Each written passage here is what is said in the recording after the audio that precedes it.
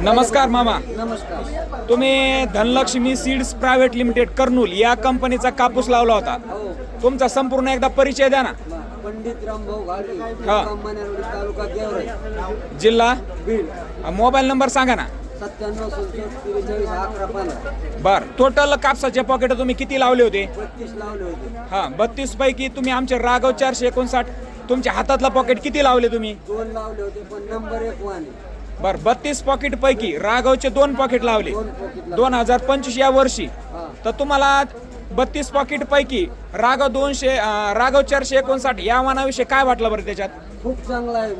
रोग बी कमी, हा. तोंड पाच पाकळ्याचं आहे हा आणि भरपूर येत निला सोपा. हा. बरं, अजून त्याच्यात अजून वेगळं काय वाटलं बरं त्याच्यात अजून शेतकऱ्यासाठी तुम्हाला? शेतकऱ्यासाठी काय त्याचे लय असं वाटलं की आज पूर्ण ह्याच पिशव्या लावा असं वाटतं. बरं, ह्या वर्षी 11 क्विंटल कापूस झाला.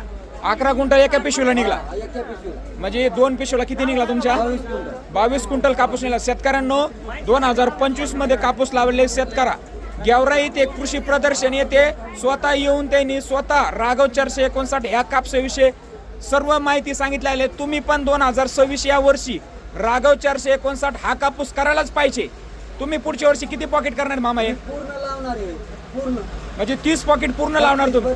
32 पॉकेट करणार हो. आहे तुम्ही. शेजारच्या लोकांनी तुमच्या रानामध्ये कापूस पाहिला का? लय चर्चा आहे. काय? काय माझ्या संदर्भात मित्र आहे माझा, म्हणजे हा. कापूस लय भारी आहे तुमचा. हा हा.